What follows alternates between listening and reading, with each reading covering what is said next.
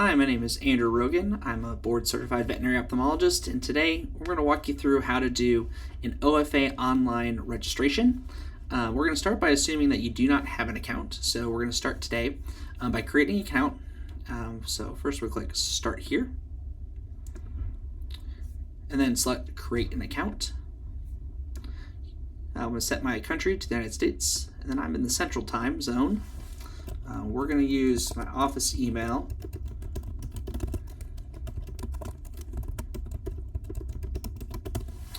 And then once we've entered and repeated that email, we'll push Continue. I'm going to fill in my first and last name.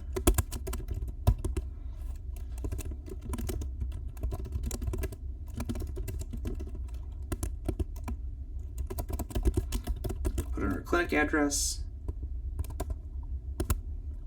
And then a phone number.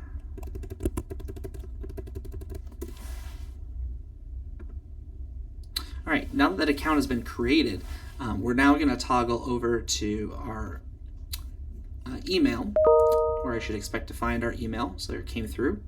If you do not see the email right away, check in your junk file. A lot of times this will go to your spam or your junk folder.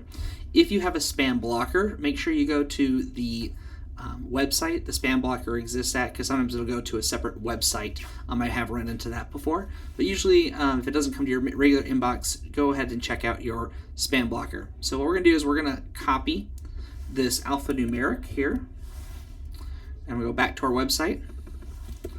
In the email, I'm going to type back our email address, and then we're going to what I did is I typed in that password.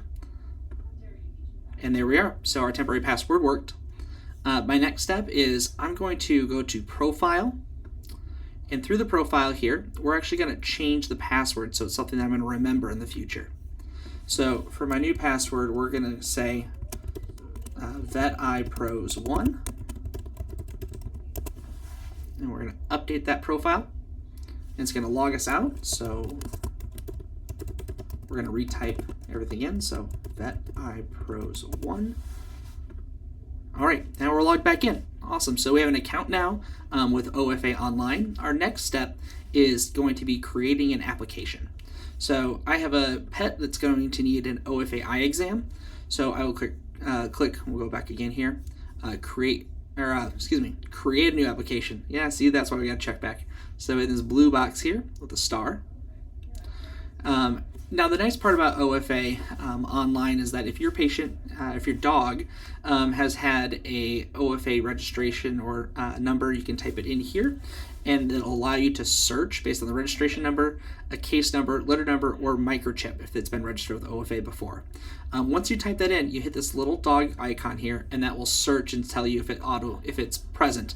If the dog has been entered before, this will all auto-populate, and so you do not need to fill in the entirety of the form since OFA already has you on file. If they do not have you on file, what you're going to do is you're going to enter your registration number. So, for example, we'll just write SS123.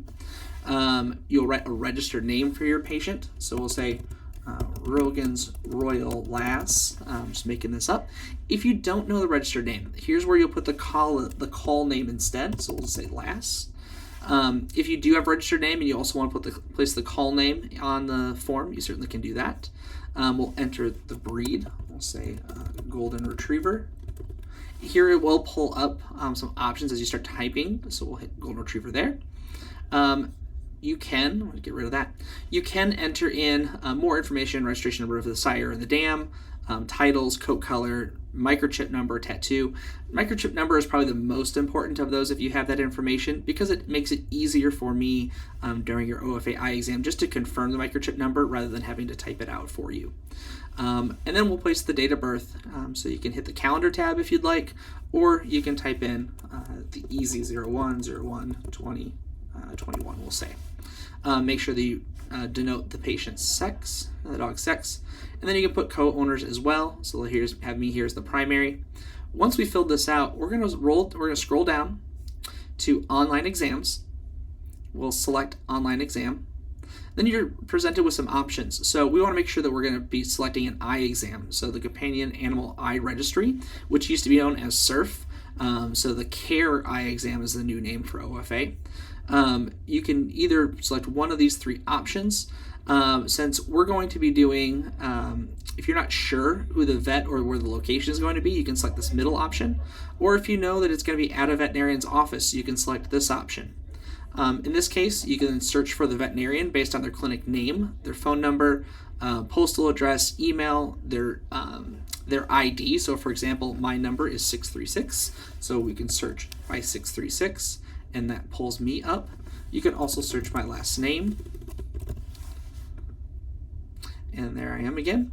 Now you can, so for mine, I am opening my practice, but this is where I practice in Brandon, South Dakota. And so if you were to select this location, you hit that, there I'm populated, and we'll hit create. Now if you have multiple dogs needing to be created for this account, you can also hit create and new. Once that's done, you'll be taken back to the top to do the next patient. Since this is a fictitious patient, I'm going to hit cancel. But once you hit submit and create, that application then goes to the veterinary ophthalmologist that will be performing your exam. Now, if you don't know who they are able to search for you and your pet based on an alphanumeric which will be generated for each individual dog's exam.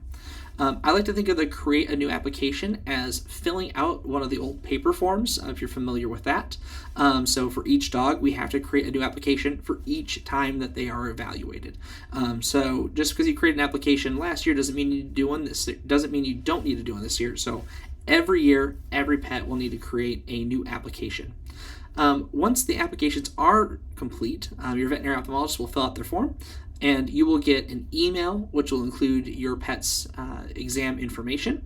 And then under submit completed applications, you will have the ability to then submit the forms back to OFA all online, which is wonderful. It makes it a lot easier.